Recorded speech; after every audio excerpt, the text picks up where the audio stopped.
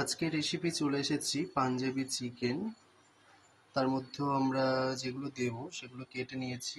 কুচনো পেঁয়াজ, টমেটো, আদা, রসুন, গরম মশলা গোটা, জিরে, এগুলো আমরা একে একে ভেজে নেব। গরম হয়ে এসেছে, এবার আমি দিয়ে দেবো সর্ষের তেল।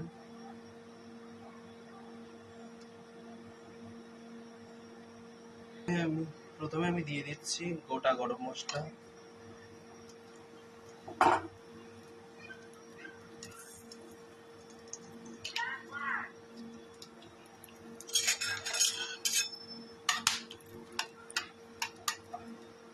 তারপরে দিচ্ছি জিরে,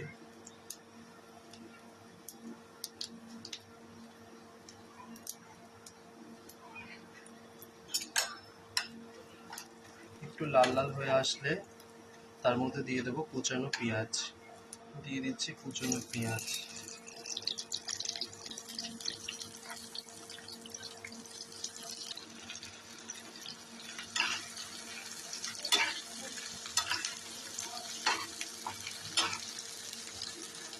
এক মিনিট নাড়াচাড়া করে বা দিয়ে দেবো কুচনো আদা এবং রসুন। কুচনো আদা রসুন দিয়ে দিয়েছি, এবার একটু লাল লাল করে ভেজে নেবো।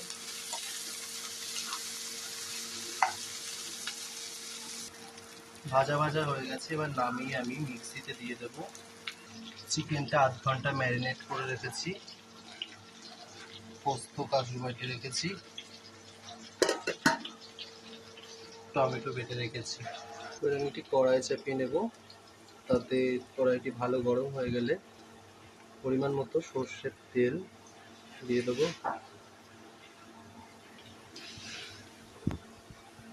পরিমাণ মতো ঘি দিয়ে দেব। এদিকে আমি আলু ভেজে নিচ্ছি। যারা আলু পছন্দ করেন তারাই দেবেন, না হলে আলু দেওয়ার দরকার নেই, আমার পছন্দের তাই আমি দিয়েছি। তেল গরম হয়ে গেছে, এবার আমি সেই ভাজা পেস্টটা দিয়ে দেবো কড়াইয়ে। দিয়ে দিয়েছি আমি পেস্ট। এটা একটু নেড়ে চেড়ে নেব। প্রচুর বৃষ্টি হচ্ছে, এই বৃষ্টির মৌসুমে খুবই ভালো লাগবে খেতে পাঞ্জাবি চিকেন।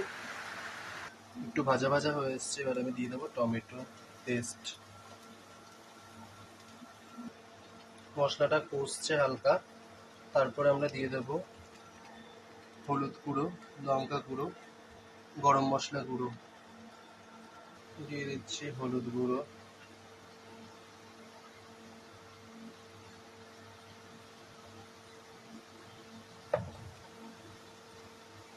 লঙ্কা গুঁড়ো,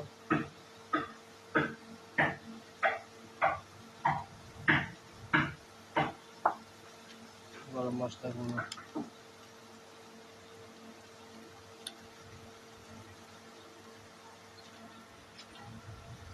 নেড়ে চেড়ে নেব। একটু চিনি দিয়ে দেব। ম্যারিনেট করে রাখা চিকেনটি এবার আমি দিয়ে দেব।